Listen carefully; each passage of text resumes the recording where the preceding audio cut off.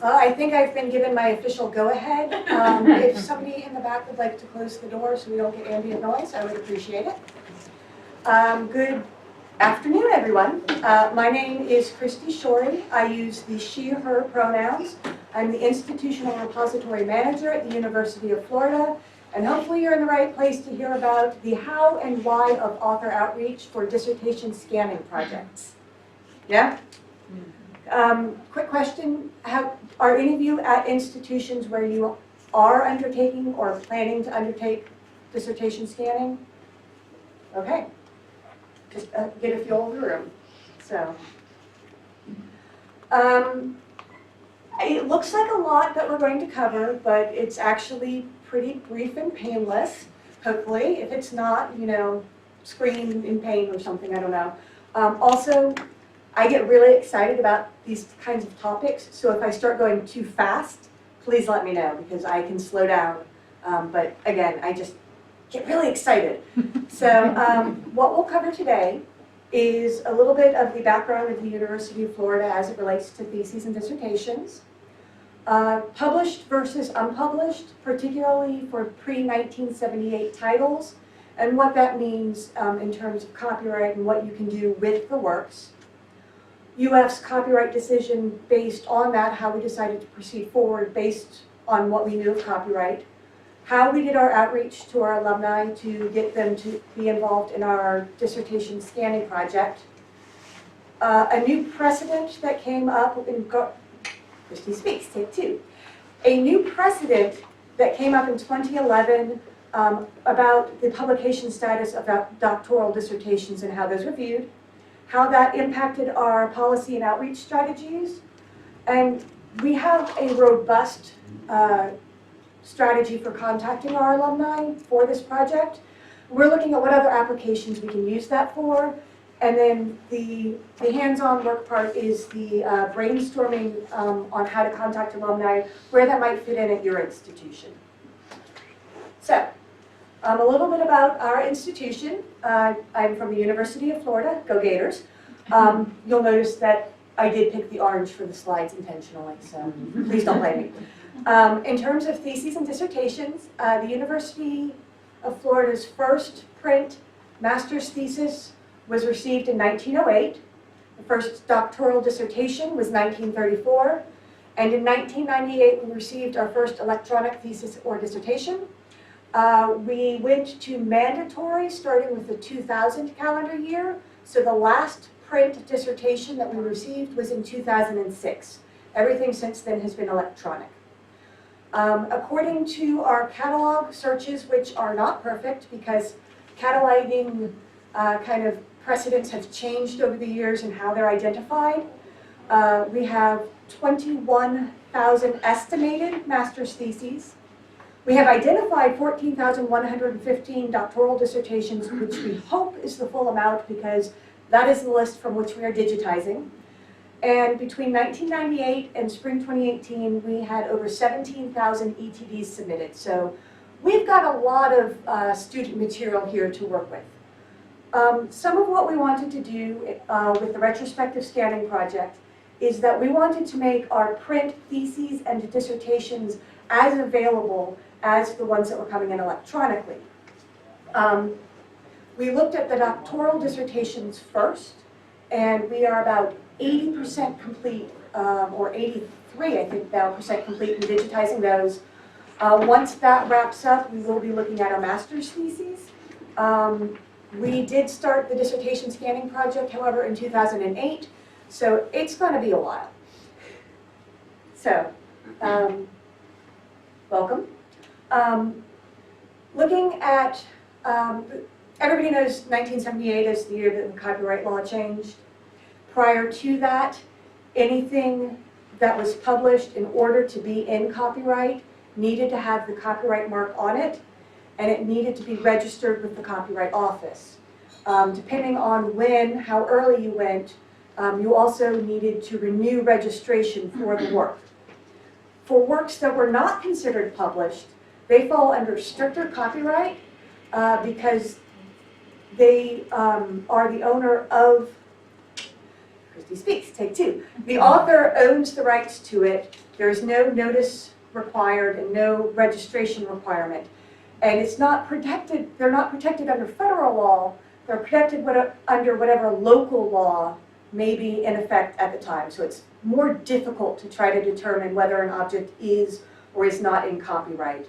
Fun fact, everybody knows the 1923 date of when things before that are in the public domain. Next year is the first year that it moves forward. So everything from 1923 will be moving into the public domain. So working with our dissertations that were prior to 1978, there was an unclear publication status when we started in 2008. Are they published? Are they not? Would they fall under federal law? Would they fall under the local copyright law? Because of that uncertain state, and because at the University of Florida, the theses and dissertations are excluded from our intellectual property policy, that means that the students are the copyright holders. I know that some institutions, they are partial or copyright holders for their student theses and dissertations. That's not the case at UF. Because of these things, we chose to start with an opt-in digitization strategy for our print dissertations, where we would reach out to our authors and ask them, would you like your work digitized and made publicly available like our electronic theses and dissertations? We had a list of print dissertations from our catalog, and you may remember earlier I said that we had 14,000. You can see at the beginning of the project we had 12,114 identified. Part of that is because during the process of our digitization, our Health Science Center library came into our main library administration, like under that unit, and so we added titles from that. The other large group that we got was an error on my part. I was fresh to the libraries. It was 2008, and I did not realize that the separate list for education, Doctorate of Education's EDDs, were doctoral dissertations, and so they were excluded from the initial outreach. We have since remedied that, and I will own up to my mistake, but yeah, look for all types of doctoral dissertations, not just the PhDs. That's personal lesson learned. Now, we received a list of contact information from the Alumni Association at the beginning of the project, and as we went through doing outreach, we would receive a new list every 6 months. So we did outreach from a list, and then once 6 months had passed, we get a new list to see if there were any changes to addresses or to see if there were any people who had updated or provided information to our Alumni Association. We did have a few that we were able to follow up with that we didn't think we were going to be able to by getting those later lists. There was unfortunately no single identifier in those two systems that matched, and so we had to build, we built an access database to compare last name, first name, and graduation year for the authors to try to identify the best match with contact information with the actual work. After that, we also went through, removed the first name. We did have some instances where the romanization of foreign names was different in the Alumni Association database versus our catalog, or some had their middle initial in with their first name in one or the other. And so by going through and pulling all the ones that had the last name and same graduation year, we could do a spot check and pull any that we thought were valid matches. Of those, we had an overlap of 8,730 where we had contact information. That is a large amount. We were very pleased with that. We would have liked 100%, but I know I don't keep my Alumni Association information up to date, so why should I expect it of everyone else? The way that we did our outreach is we started with email addresses, because those are free. And so we would email where we had the email addresses, and we used mail merge for all of our outreach. So everybody that we reached out to, the email or the letter or the postcard, which is the third step, was personalized to them. It had their name, their title of their dissertation, the year that they graduated, so they knew it wasn't just sort of a generic, like, hey, we're digitizing stuff. we think you have something. It's a, hey, we like that you did this work here and we want to include it in our project. If somebody did not reply to their email, or if they didn't have an email address, we would follow up with a letter. And then a year or two into the process, we realized that when you get a letter, closed envelope from your graduating institution, you may think it's just a solicitation for funds, and our authors might not be opening them.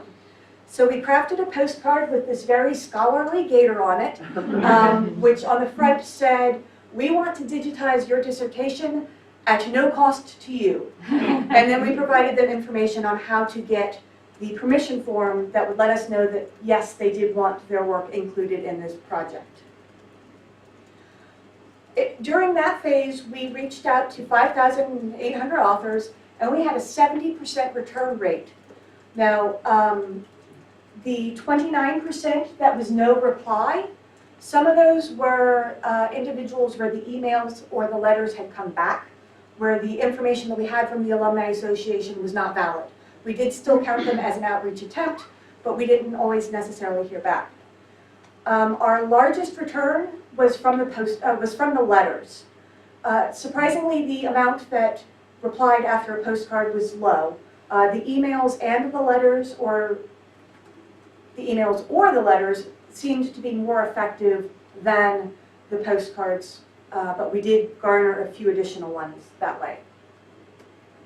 Then, in 2011, there was an article published by Gail Clement and Melissa Levine on the copyright and publication status of pre-1978 dissertations. And they determined, based on precedent and case law and at other institutions and how institutions were treating them, that doctoral dissertations that were submitted to a library were considered published. So either if they went in microfilm or in print versions and they were being retained by the library and being able to be lent out, that they would be considered published. That meant that in order for anything pre-1978 to be in copyright, it would require having that copyright mark, and they would have been required to register it. And so because of that, we made a change in what we were doing at the University of Florida. We moved from an opt-in to an opt-out model, where we were reaching out to our authors saying, hey, we're going to digitize your work. If you don't want to participate, you need to let us know. And so all of the authors that we had originally tried to contact that had not opted in or had not replied, we reached back out to, because their non-response at the time was considered not opting in. We did have some that particularly replied that, no, I don't want to participate, and sent back the form, but we presumed that many of the ones that we did not receive, that part of those could be people that did not want to participate. And now we were requiring them to actually opt out if that were the case. We did the same 3 or 2-tier contact with the email, letter, postcard, or email, or rather letter and postcard. We gave them a 90-day deadline within which to reply. And so what we did is we would send out the email if they had an email address. 30 days later, we would send out the letter if we didn't have a reply. 30 days after that, if we didn't have a reply, we would send out the postcard. And we included their deadline on the postcard and on the letter, saying, please reply by this date, or else we will make it publicly available. For the 2-tier, we sent the letter, and then at the 45-day mark, halfway through, we would send the postcard. For those authors that we did not have contact information from the Alumni Association, or it was bad information, we conducted what we called a reasonable search. First thing was kind of a manual check of the alumni list, a little bit beyond the scope of the last name and year only, just trying to find where there might be matches that we had missed. And then we had student assistants do directed internet searches. We used Google Scholar, we used LinkedIn, we used other professional type platforms, or if we could tell where the individual had moved afterwards, if they were at a scholarly institution, we would try to follow up with that institution to see if we could find contact information. Where we couldn't identify contact information, we still wanted to let folks know that, hey, we're doing this, your work might be involved. And so we did a public notice of intent to digitize. We did that through our PR, the library PR, and we also worked with the Alumni Association to send out. We did provide a website that had this information that we directed people to. The website also had a place where individuals could go and find their work and say, I want to opt in, please send me the link, or I don't want to participate, please opt out. The good thing with this is with the web form, we could now, with the letters and the postcards, also direct people to that, and we no longer had to collect the paper forms that we had been collecting previously. So this is just a little bit of a flow chart with an item pre-1978, how we would determine what the steps were. We would determine the copyright. If it was in the public domain, we felt comfortable digitizing without contacting. We did decide, however, that if we did have contact information, it would be the polite thing to do to let them know and give them the opportunity to opt out. So we did go into the stacks with a computer and a database, looking at all of our dissertations to see if they had the copyright mark. And so that also gave us an opportunity to see if there are any missing in our archives. Because we have some in circulation and some in archives. In theory, they should be in both, but that's not always the case. For those in copyright, whether they had contact information or no, kind of went over this on the last slide. This is just a pretty way to see it. So the results were, for the authors that had originally been under the opt-in, we sent them notification that, hey, we're doing this opt-out now. You actually have to tell us if you don't want to be involved. We reached out to almost 2,500 authors. We got a 26% response rate.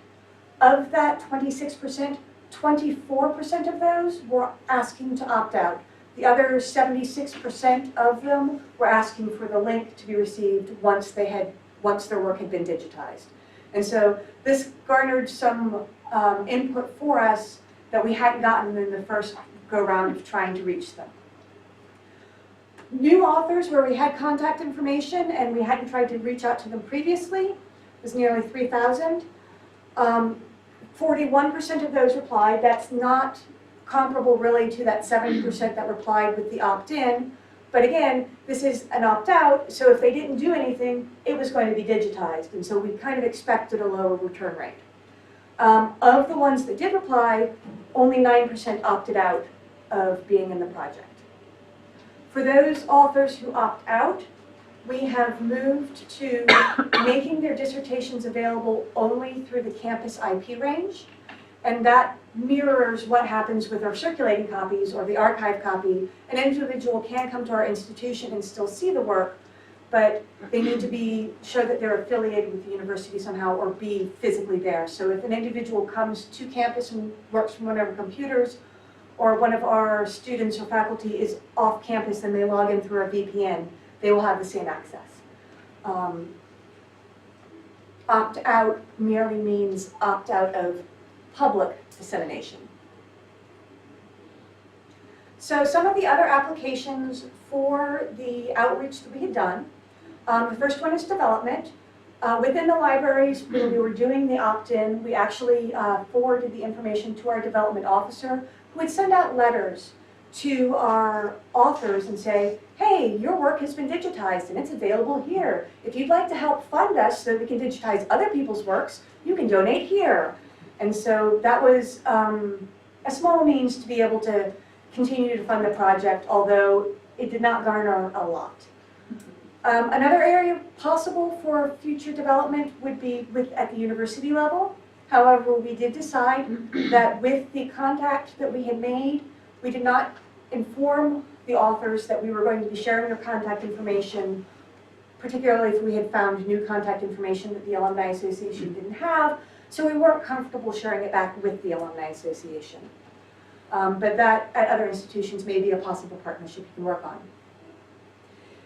In the spring of this year, we started a partnership with Bibliolabs to offer a print-on-demand service for our dissertation and thesis authors. So anything that we have that's digitized or born digital in our institutional repository, the authors have the opportunity to opt in to have their work made available through print-on-demand, through the Taylor and Francis kind of outreach, And so that means, yes, they can have it available on Amazon. And we're letting our dissertation authors from when we had digitized them know through the same means that we let them know about the original project, which is the email, the letter, the postcard. Our next phase is to work on our master's thesis project, hopefully done next decade or so. I mean, we still have a few years on the current project, and there are more theses, but they're typically shorter. So hopefully that will count towards something. But we're going to be using the same sort of outreach. With them, because they were not under the precedent of being published, they're still considered unpublished. They're kind of in that tenuous area. We are treating them as though they are under the common copyright and not the federal. And so we are going ahead and digitizing them, making them available through the IP range. And then after we have digitized them, we will be doing outreach to authors and say, hey, your dissertation is now available electronically to folks on campus. Do you want to free your thesis so the public can see it? And so that is the method that we're going with that. And that's where we will do the contact. And then finally, our IR does not yet have this functionality.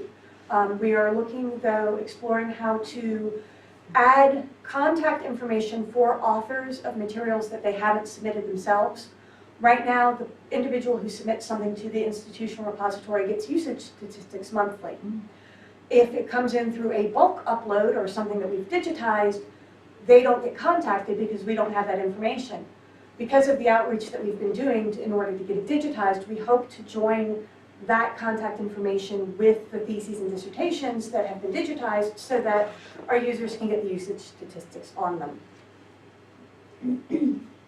So now comes the interactive part where I get to drink water and you all get to tell me, does anybody have similar projects currently going on? Yes. Yeah, planning on going on. Okay. Are you doing outreach to the authors? Yes. Are you planning on doing outreach? Eventually, yeah. Okay.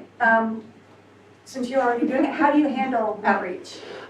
We first contacted our alumni office and we got a spreadsheet from them, but we found very quickly that our alumni are not so great about keeping up with the alumni office, nor do they want to keep up with the alumni office. So we did some creative stalking. And Reasonable search. yeah, Yeah. and tried to find some email addresses, tried to find some physical addresses. We actually did it in reverse. We did letters first and did that as our first point of contact, and then we went and looked at emails and stuff. And I'm from Nova Southeastern University, by the way, but we're a much smaller and newer school.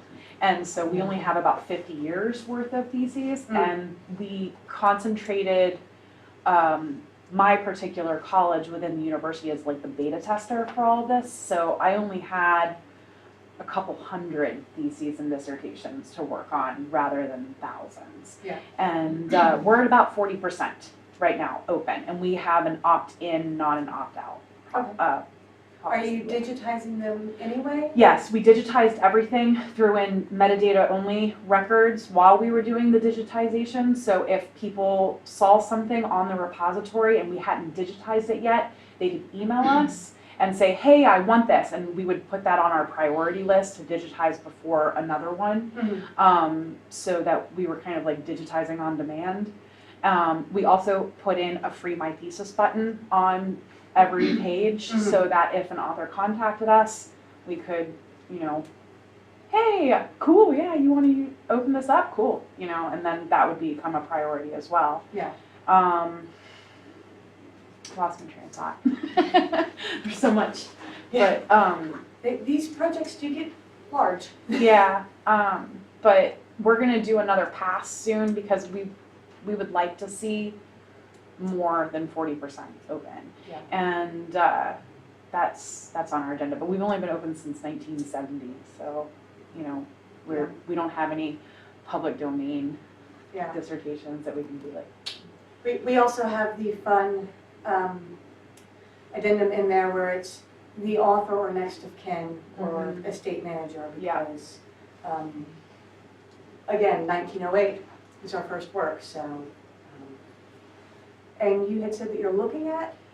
It's very much on the back burner. I'm just trying to get an idea of how to approach it. Because Okay. right now, I reached out to my catalog department, and they can't even actually explicitly tell me how many theses and dissertations we have. Like, by a wide range, we're very unsure. So that's, counting is the first step, apparently. Yeah. I hear you there. Anybody else have similar projects where you're doing outreach? Well, I'm not doing outreach yet. My name is Michael Cook. I'm at Cornell University. But the Google Books project scanned a lot of our theses and dissertations that are sitting locked away in the highly trusted digital library. So a year or two ago, we were working on a project to open up a lot of our college's publications. We ran into monographs under which these would fall. Those are considered works for hire. So I'm wondering for the University of Florida, have you run into that where has Google come in and scanned some of your theses and they're actually hidden away somewhere online? We did not do a partnership with Google in order to digitize our theses. We actually vended out most of it to Internet Archive. Okay. And that was for the ones of individuals who had opted in. Our opt-out ones we digitized in-house because Internet Archive wants to put them available online. Once they digitized them, we did ingest the files back from them.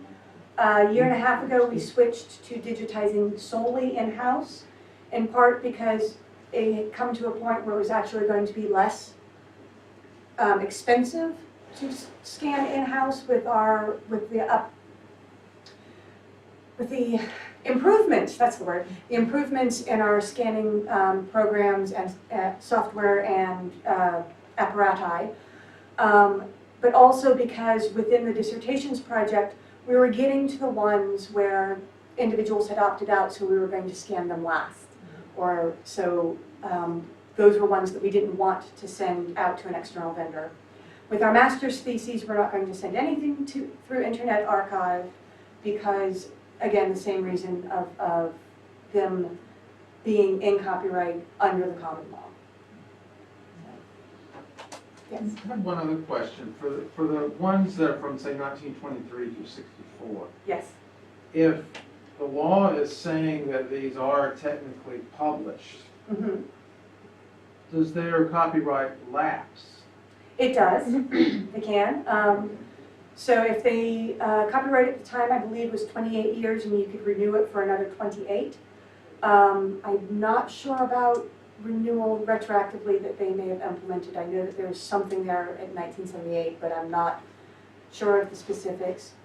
At the time that we switched to opt-out, our then scholarly communications librarian, Christine Fruin, drew up this handy guide that said, if it's within these years, then they need to have done A, B, and C in order for it to be in copyright. If it was within these years, this is what you need to look for. And so we had the capability of dividing out our list of theses and dissertations based on the year and based on that research whether or not it had the copyright symbol. If it did have a copyright symbol and it was in those years, we used the Stanford database to determine if they were renewed or not. I have a question. Yeah. So beyond this project, which I think is wonderful, I mean, this has inspired me to do similar with our digitized theses and dissertations. Do you offer other services to alums that this might be an entree to reaching out to them and saying, hey, by the way, we also, the library also does this? I mean, do you see this as a way to continue a relationship with the alums that you were able to contact through this? I think that's an excellent idea worth exploring. We are a little bit in the weeds right now with the current one, but I'm sure if my dean sees this video, she'll start looking for opportunities. Yes. Do you have a development office that you were working with in your library? Yes. Yes, we had a development officer at the time that we were doing the opt-in. We have just recently hired a new development officer. There was a vacancy for a while, and so when we moved to the opt-out, we kind of dropped that outreach portion. So. Well, have you been able to garner any kind of substantial support other than goodwill? From the From the participants? project, yeah. Not really. Part of what we were hoping to do is to remind our authors that they were part of the university and that we do still value them, and so that they may be more open to future contact. So, yes. I have a question about how there seems to be a lot of different permissions forms, kind of, there was the 3-tier thing, is that sometimes people would send back a thing with maybe a check mark saying opt-in, sometimes a digital signature is okay. Do you capture that, turn it into a PDF and associate it with the objects at all as far as kind of storing that permission stuff together? When we are doing the paper forms, they had the opportunity to sign it and scan it in to us, in which case we would keep the digital file. They had the opportunity to fax it to us. Yes, we do still have a working fax machine. Or they had the opportunity to mail it back. We have a file cabinet 4 drawers tall that 3 of the drawers are full of permission forms.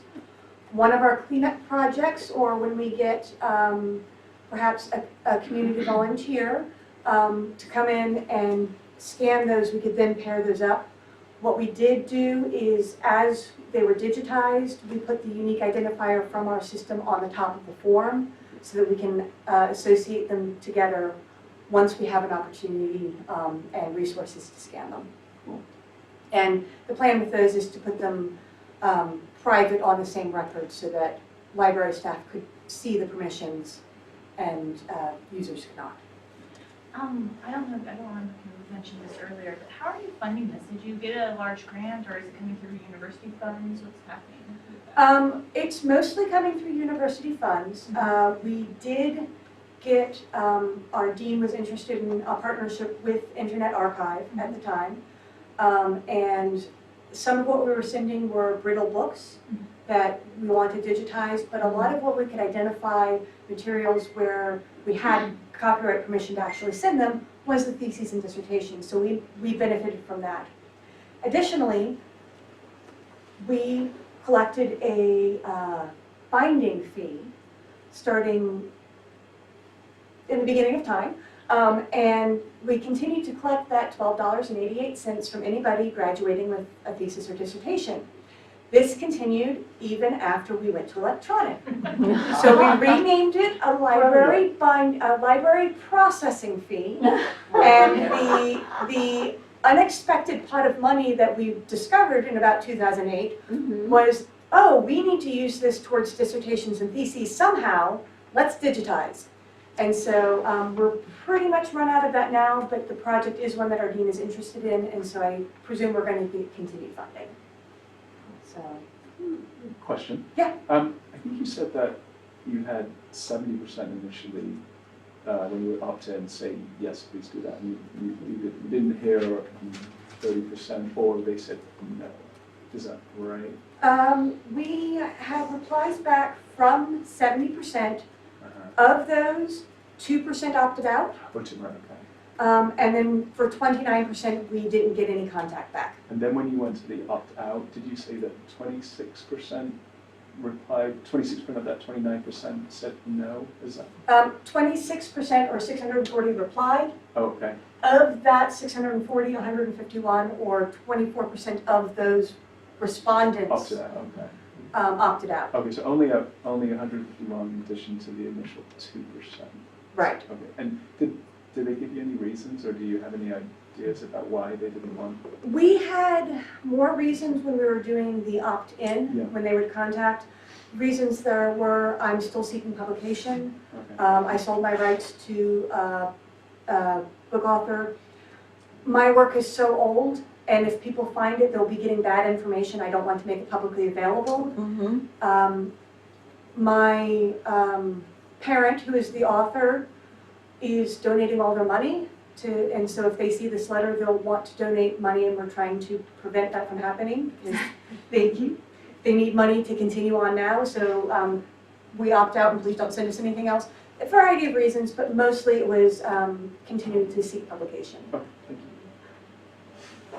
Okay, I'm going to move on. For those of you that are interested in following along, I have handouts. A brainstorming of where you might have opportunities at your institution. Does anybody need more? Okay.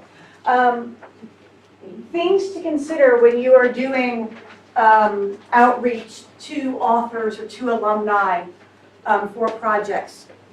When you're doing the outreach, of course, you want to know who your audience is. The reason that you're contacting, what is your ask of them? Are you informing them of your decision to proceed forward? Or are you asking them, hey, you're the copyright holder, can we use this? What copyright considerations are in place? Where are you going to get the contact information, and how certain are you that it's reliable? You will need staff to be able to send and monitor the correspondence. And if you're sending out through US Post, you do need to consider the cost of envelopes, the cost of postage. We went through so many envelopes that our mailroom was telling us we were the only people still ordering envelopes. Because everybody had moved to electronic correspondence. We're like, no, we want the envelopes.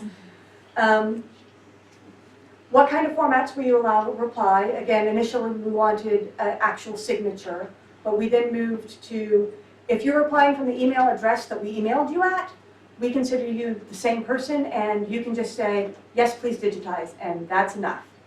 Or you can do a web form. How long are you going to try to do your outreach over? The longer that period is, the more likely that you will need to refresh your contact information. Are there deadlines for them to submit, and if so, what are they, and how will you enforce them? And what other uses are there for your contact? The handout that I gave you is so that if you have any projects that might benefit from this, it gives you these guiding questions of things to consider before you actually dive in. And some of this we made up along the way, and we would have benefited from having a list of here's what you need to do in order to successfully do this outreach. So thank you for your time. I'm happy to take other questions, and also I will point out that the handout and here, these slides are available through our institutional repository at the University of Florida. I would be a poor IR manager if I didn't put them in. So if you want to review them, you may find them there, or if you want to contact me, I'm always happy to answer questions. You had a question about that. Curious, how do you manage all of the signed releases over time? Because when you receive those, you kind of have to sit on them in perpetuity. Yeah, what we did was when we received them, we would put them in folders of where they were in the digitization process. And once digitization was complete and we had sent a final thank you for participating, here's the link to your work. We moved them into 2 drawers that we had of final thank you said these are done. And right now they're still currently sitting in those file cabinets. And again, that is a project that we're looking forward to someday digitizing and then being rid of the forms. But we do have it in case somebody comes back to us and says, hey, I found my work online, why did you do that? Well, you signed this form. So particularly with the opt-in, with the move to opt-out, if they ask us to take it down, even if they had opted in, anybody who asks us to take it down, even if it's in the public domain, we will take it down. We want to have that strong relationship with our alumni.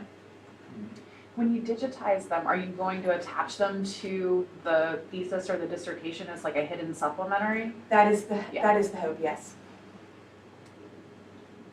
Any questions? Yes. Did you end up digitizing anything from microfilm? Because some of these things were microfilmed a long time ago too. This is true. In the 1970s was the batch where we only had 1 copy.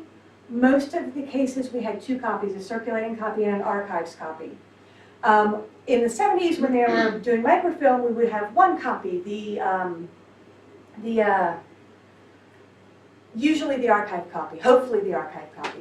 Any case where we only had 1 and it had been a circulating copy, we digitized it in-house, we did not disbind it, and we gave those then to our archives so that that was a more complete collection.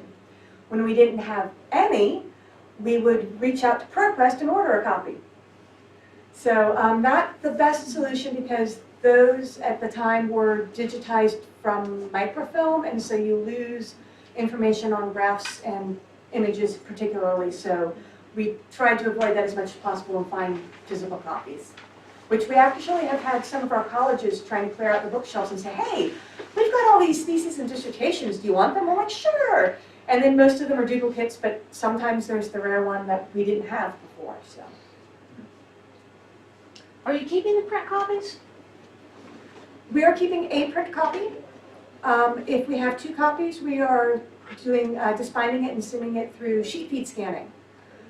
With Internet Archive particularly, we wanted to pursue that because they, on their book scanners, will digitize both pages.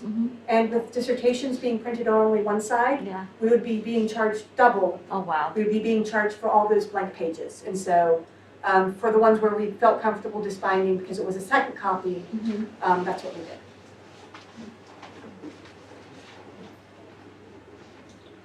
Yes? Oh, no, I was you're clapping. okay. Sorry.